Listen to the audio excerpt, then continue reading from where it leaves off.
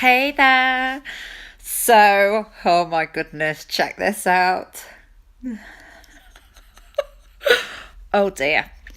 So, this little mummy went to Charlie's hockey match on Thursday, and oh my goodness, I fell over down a concrete step.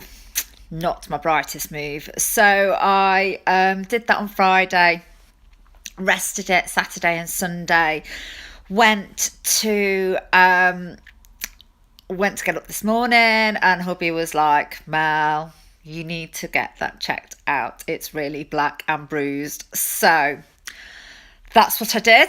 Popped up to A&E, and it was really interesting, actually. Really, really interesting. So there I am, sitting with the nurse, and we are chatting.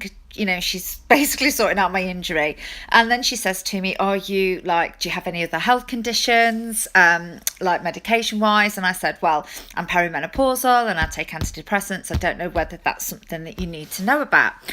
And oh my goodness, what should happen? But we end up having this really great chat about being perimenopausal. This lady was 43, the same age as me. And so she was like, so can I just ask, how did you know you were perimenopausal?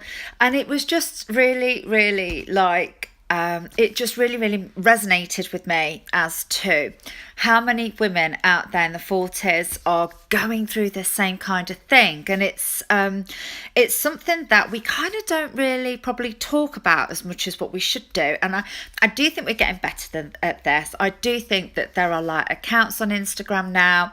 So like Michelle from Liberty X obviously went through the menopause in her 30s due to having a hysterectomy, and she basically had a cancer gene, so she went through a huge ordeal.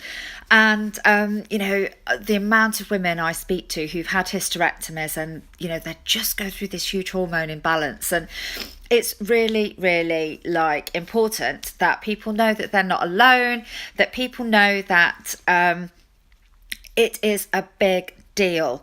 Like my mum was saying that when she went through it, her periods just stopped. So she was like in her 50s, and that was it, it just stopped. And she didn't have any of the associated, I'm so jealous. My mum has no stretch marks and went through the menopause like bing, breeze. She did not pass those genes on to me. She literally passed on her apple-shaped figure, of which I am like, that's okay, it's fine. But yeah, she didn't pass on any of those genes to me. But I do wonder whether it is a thing now that actually, with the increased pressure on women that is around now, because, most women, as well as obviously raising children, also do have to do some sort of work. Now, I love my work. My work is my passion, and I wouldn't switch doing that for the world. But the reality is that we have to raise children as if we don't have work, and work as if we don't have children. And that is the reality of it. It's the harsh reality of it. And with that, I think brings extra stresses. And I think we're starting to see that with how people deal with things like the menopause, how, my anxiety and depression has increased. And I think that's just because there is an increased pressure. So I just thought I'd share that. I thought it was really fascinating. And you never know, there might be somebody out there who is mid to late 30s or 40s, or even if you are in your 50s and it is normal for you to be going through it at this point in time, it is okay to say it is seriously hard. I can honestly say that like the bloating feeling that I have, even if I eat really good foods and really healthy foods and foods that wouldn't normally make me feel bloated, I just seem to have this constant bloating feeling. That's hard. And if you are going through like where you're either missing periods, or I had a period where I was actually bleeding for nearly 3 weeks in a row, and I had to go to the doctors. And, when you're going through those hormonal shifts, is that eating well becomes really hard to do. It's much harder to do it than when you just seem to be in a zone. And when your hormones are all over the place, we all know that you should eat in a calorie deficit, 100%. We know that.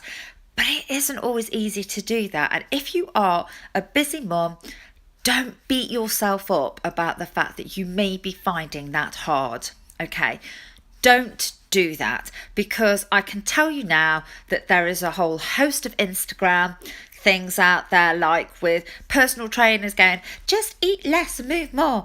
And yes, you do need to do that, but it isn't always easy to do that. It might not be always the top thing on your mind. I know if my children are anything like when Louis broke his arm, Jesus, I know that I should eat less and move more. But when you are in that stressed emotional state, the first thing that probably slips and goes is your ability to be planning with your cooking, to be right, okay, this is what I'm going to eat, it's going to be nutritious, it's going to be healthy. And you could have been super organized. You could have been to Aldi, I love Aldi, done your food shop and have it all planned. But if you're like I feel sometimes, like I just can't be bothered, like, oh God, I just wish someone would come in. And I've had a personal chef. I can tell you, I would be the super skinniest, like constantly on it with food that you have ever met. But I don't.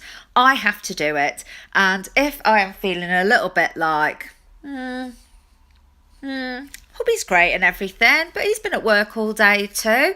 So it's just hard. So don't beat yourself up about it. If you're finding it difficult to stick to things, then yes, try and stick to it by all means. But if you don't, you're not a bad person. You're really not. You're pretty normal.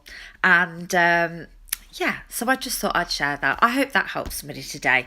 So I hope you all have a good day.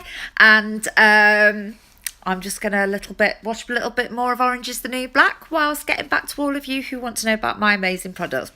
Have a good day.